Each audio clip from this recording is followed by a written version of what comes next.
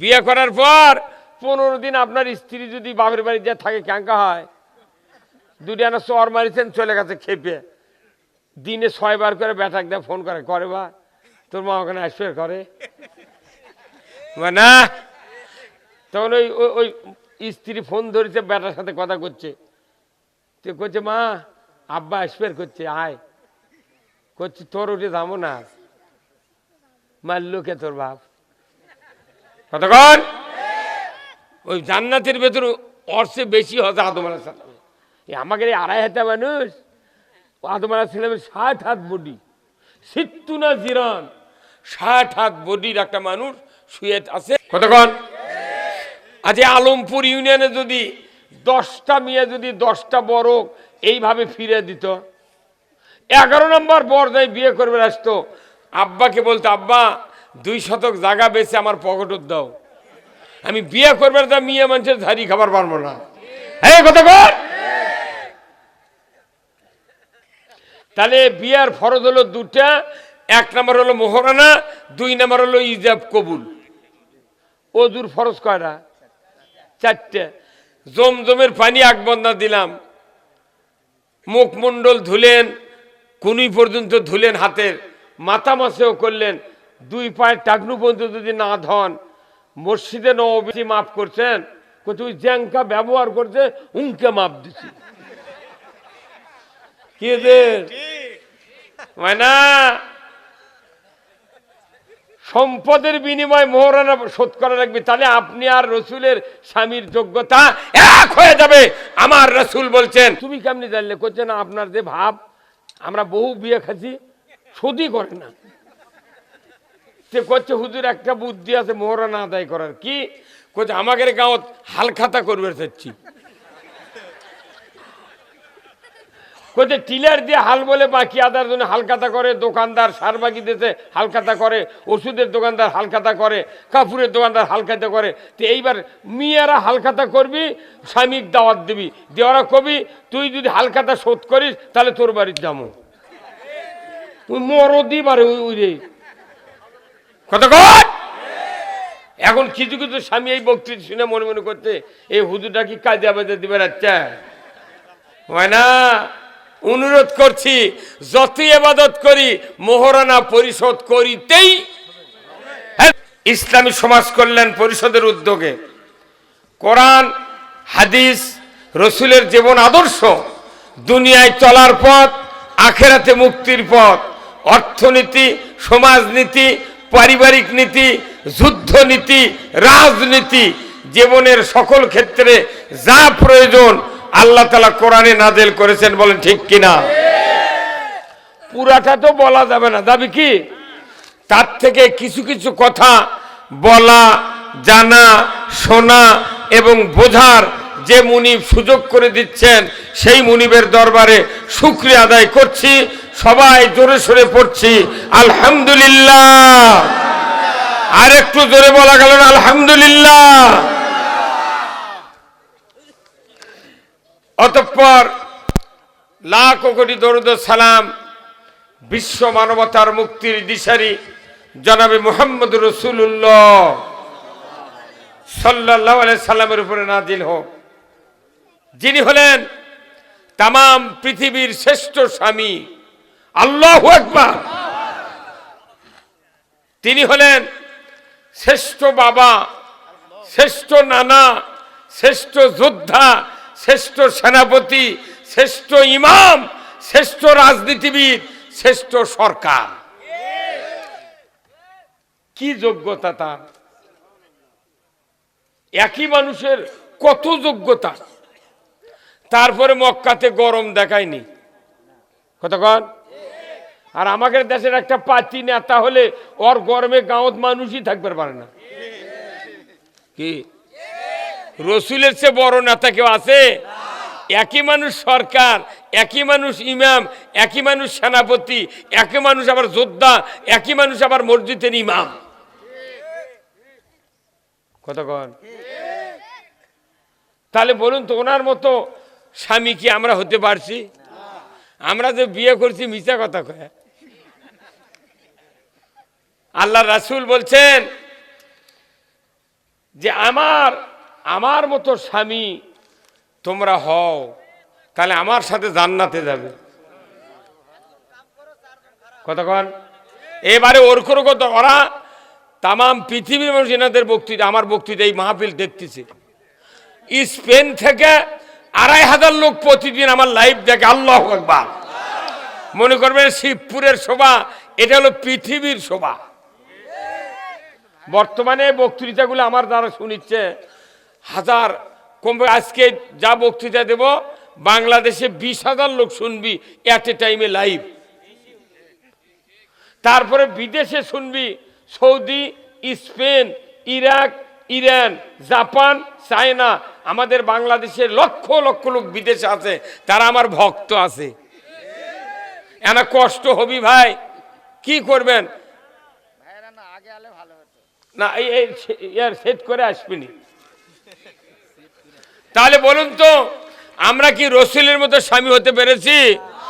কেউ যদি দুটা বিয়া করে, ওই মনে মনে রাত্রে কয় কাল কচুর সাথে গলার দড়িতে মরে যাবো।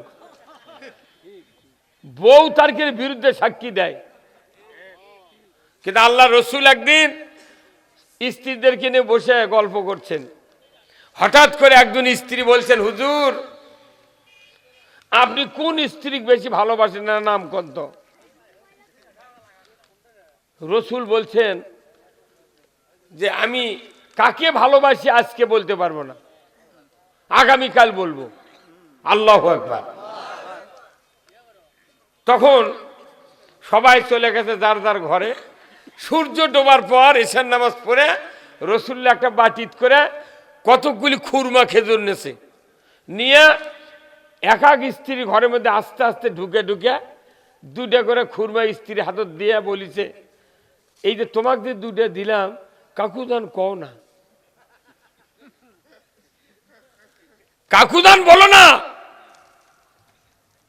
তখন এইভাবে প্রত্যেকটা স্ত্রীর হাতে দুটা করে খুরমা রসুল্লাহ দিয়ে দিয়েছেন। কোন আল্লাহু আকবার। দেওয়ার পর রাত্রে ঘুম পাড়ছেন। সকালবেলা উঠে ওনার স্ত্রীরা রসুলকে বলছেন যে হুজুর আজ তো বলবে চাচ্ছেন কাক বেশি ভালোবাসেন, এনার নামটা করলে জীবন শান্তি হয়ে গেল। আল্লাহ রসুল বললেন যে আমি কাকে ভালোবেসেছি বা বাসি, আমি গত রাত্রে যাকে দুটা খুরমা দিয়েছি তাকে আমি বেশি ভালোবাসি।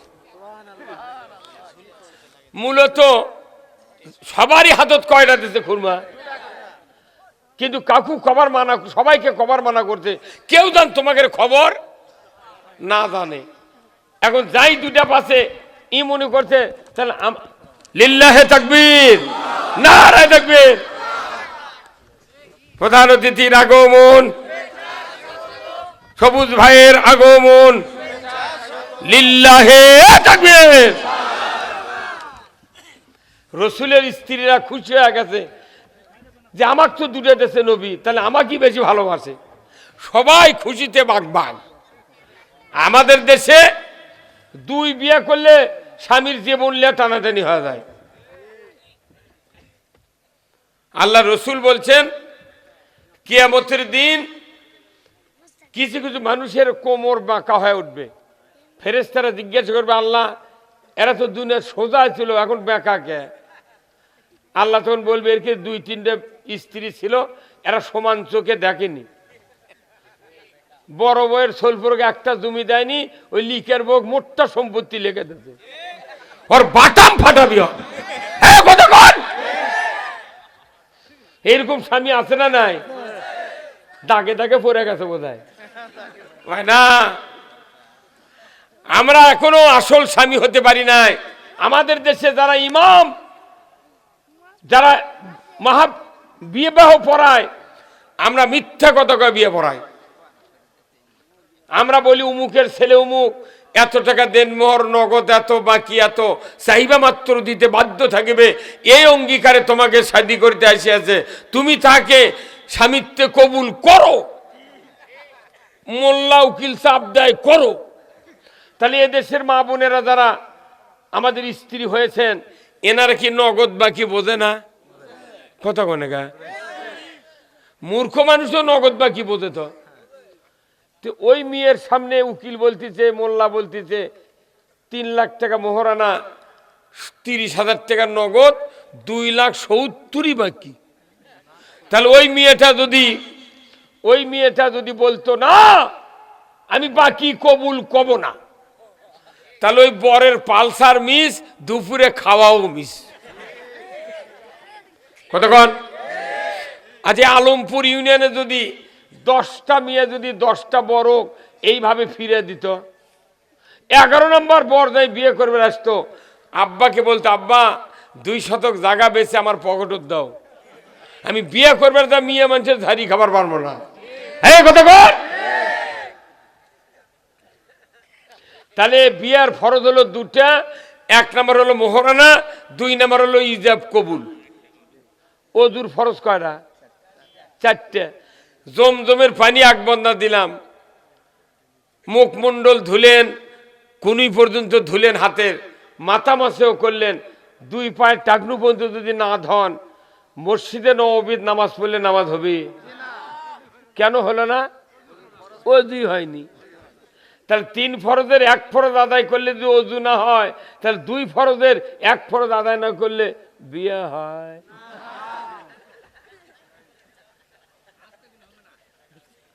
কতক্ষণ তাহলে বিয়ের ফরজ 2টা তারই 1 নম্বর মেইন ফরজ হলো মোহরানা যে মেয়েটা বাকি দিল যে মেয়ের বাপটা বেঁচে আছে তাই তো বাকি দিল ওই মেয়ের বাপ যদি আপনাকে গুয়াহাটি আছে না গুয়াহাটি কোথায় এই তো ধাপের হাট সামনে এই ধাপের হাটে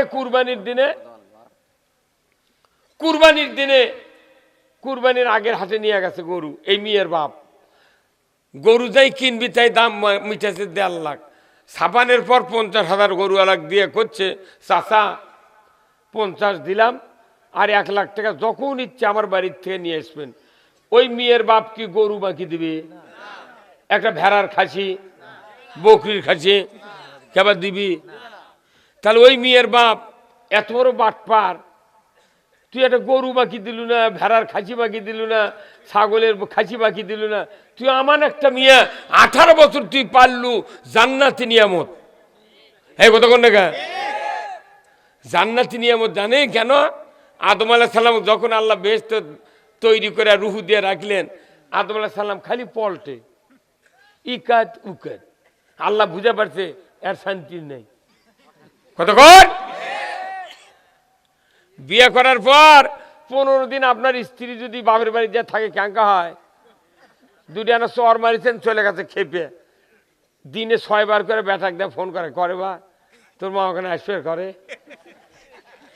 না তখন ওই স্ত্রী ফোন ধরেছে বেটার সাথে কথা করছে তো করছে মা আব্বা আসবে করছে আয় করছে তোর উঠে যাবো না মারলো কে তোর বাপ কতক্ষণ ওই জান্নাতের ভেতর অর্থে বেশি হতো আদম আলাইহিস সালাম আমাকে 2.5 হাতে মানুষ আদম আলাইহিস সালামের 60 হাত বডি সিত্তুনা জিরান 60 হাত বডির একটা মানুষ শুয়ে আছে কিন্তু সুখ নাই ইদিক উদিক ঘুরিচ্ছে কি অস্ত্র দিয়ে তাক বানাছে আপনাকেও কোনো ওই অস্ত্র দিয়েছে কতক্ষণ আল্লাহ বুঝা পারলো না বুঝা পারছি তখন পাঁচরতে একটা হাড্ডি লিয়া কাক বানালো হাওয়া আলাইহিস সালামকে বানালো হাওয়া আলাইহিস সালাম বাইনে একবার পাঁচরতি শুয়ে থাকে চেতন পায় দেখে কি মহিলা সুন্দরী পৃথিবীর সবচেয়ে শ্রেষ্ঠ 4 জন সুন্দরী মহিলা তার মধ্যে 1 নম্বর হলো হযরত হাওয়া আলাইহিস সালাম কতক্ষণ যখনই দেখে যে কি রে মনের চাহিদার সাথে মিলে গেছে কথা ঠিক কিনা কিন্তু হাত বাড়াবে আল্লাহ জিবরাইল পায় জিবরাইল দা ছান্দ হাত দেওয়া হবে না আদম কসে আদম আলাইহিস সালাম বলছে আপনি হাত দেবেন না স্পর্শ করবেন না কেন কয় এটা হালাল করা লাগবে কি করা লাগবে বিয়ে করার লাগবে ঠিক আমার এই বিয়ে পড়াতে কি করা লাগবে কোথায় মোহরানা দেওয়া লাগবে আমি দুনিয়াতে কেন না আমার এই জান্নাতের টাকা নেই পয়সা নেই ফলমূল খাই আছি টাকা পাবো কোনটি কোথায় তোমার কাছে মাল আছে কি তুমি শেষ নবীর উপর 10 বার দরুদ শরীফ পড়ো, তাহলে তোমার মোহরানা পরিশোধ। এখন এসে দুনিয়াতে আছে আমাকে নবীর শরীয়ত বাঁধিছে, আর দরুদ পড়লে মোহরানা শোধ হবে না। না হয় গরু দেওয়া লাগবে, না সোনার জিনিস, না হয় জমি, না হয় টাকা দিয়ে মোহরানা বাকিলা পরিশোধ করা লাগবে।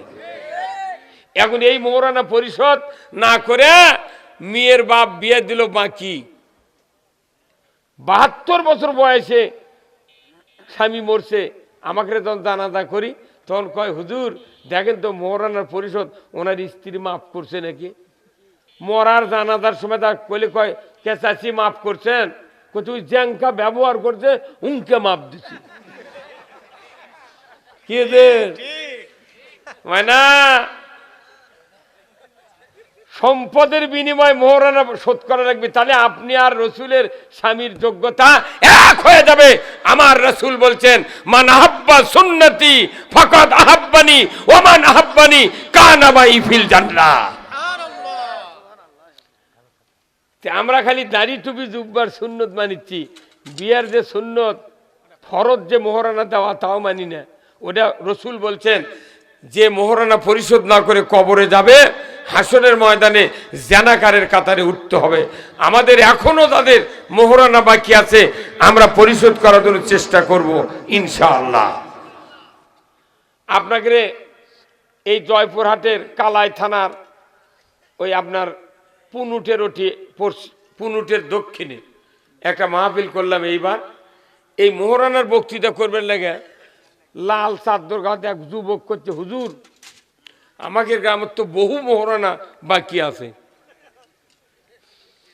তুমি কেমনি জানলে? করছে না আপনার যে ভাব, আমরা বহু বিয়ে খাচ্ছি শোধই করে না।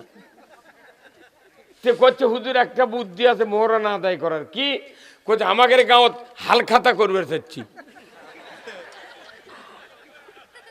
কোথায় টিলার দিয়ে হাল বলে বাকি আদার জন্য হালখাতা করে, দোকানদার সার বাকি দিতে হালখাতা করে, ওষুধের দোকানদার হালখাতা করে, কাপড়ের দোকানদার হালখাতা করে। তো এইবার মেয়েরা হালখাতা করবি, স্বামীক দাওয়াত দিবি, দেওয়ারা কবি তুই যদি হালখাতা শোধ করিস তাহলে তোর বাড়ির যাবো।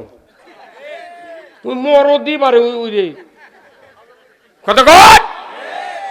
এখন কিছু কিছু স্বামী এই বক্তৃতা শুনে মনে মনে করছে এই হুজুরটা কি কাজে আবাদে দিবে। আচ্ছা হয় না, অনুরোধ করছি যতই ইবাদত করি মোহরানা পরিশোধ করিতেই হবে। বেজার হলেন? আল্লাহর নবী ছিলেন সেই স্বামী। আল্লাহু আকবার। উনি একটা মসজিদের ইমাম ছিলেন, সেই মসজিদে উনি 10 বছর ইমামতি করছেন। 1 রাকাত নামাজ পড়লে কিয়ামত পর্যন্ত 50,000 রাকাতের সওয়াব। কি ইমাম রে? ইমাম সরকার, ইমাম সেনাপতি, ইমাম রসুল, ইমাম যোদ্ধা, ইমাম নবী। যেখান থেকে এসে হেঁটে হেঁটে উনি খুতবা দিয়েছেন মসজিদে নববীতে। এই 22 ফিট রাস্তা 11 ফিট প্রশস্ত। যারা হজ করে এসেছেন তারা দেখেছেন এই রাস্তাকে নবী, একজন রসুল, একজন সরকার হেঁটে আসার কারণে এই রাস্তাটা আল্লাহ রিয়াজুল জান্নাতে পরিণত করে দিয়েছে। সরকার হেঁটে যাচ্ছে এই জন্য জায়গা হচ্ছে জান্নাত। আর আমাদের দেশে সরকার হেঁটে গেলে কুত্তো শুয়ে থাকে। হাসেন কে হে কথা কোন টাকা? সরকার যদি ইমামতি করে তবে গা জান্নাত হবে। আমাদের দেশে আল্লাহ দিলে আমরা এবার বাঁচে গেছি। একজন চলে গেছে, আর আমাদের এক যোগ্য 3 বারের প্রধানমন্ত্রী বেগম খালেদা জিয়া, যিনি কোন আলিমের হাতে একবারও হ্যান্ডকাপ পরায় না, কোন আক্রোশ দিয়ে কথা বলে নাই। তার সময়ে ইউরিয়া সারের বস্তা ছিল 300 টাকা, আর এখন হচ্ছে 1350। কোন পাগল কয় রে? 1050 টাকা কি লাগিয়েছে ওই 1 বস্তা সারত বেশি খরচ। এগুলা সব ঘুটি উগ্রামো আমরা পাচ্ছু কি তোরা? ধান্দা এবার বাংলাদেশের মুসলমান এই ধান্দার গেরো উগ্রাবি এবার কতক্ষণ। এই বাংলাদেশে ন্যায় ইনসাফ ইসলাম বিজয় হবে। কারা কারা চান 2 হাত তোলার লাগে দেখা। নারায়ে তাকবীর, নারায়ে তাকবীর, নারায়ে তাকবীর।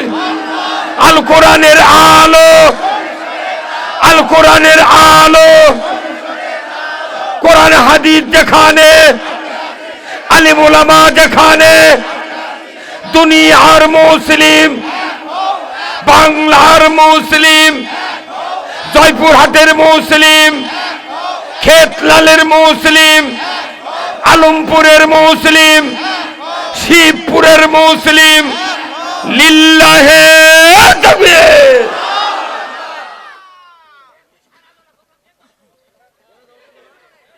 বদরের যুদ্ধের মতো আমাদেরকে সেনাপতির ভূমিকা পালন করতে হবে।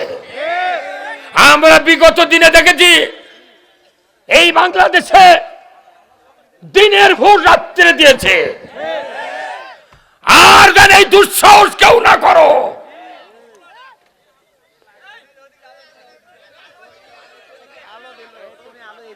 ওটি আলো দিবার করছো তোমাক, তোমাকে কইছে কানি দিবার ওটি কে ঢুকতেছ, ওই মুখের মানুষ কে ঢুকতেছ তুমি, হ্যাঁ?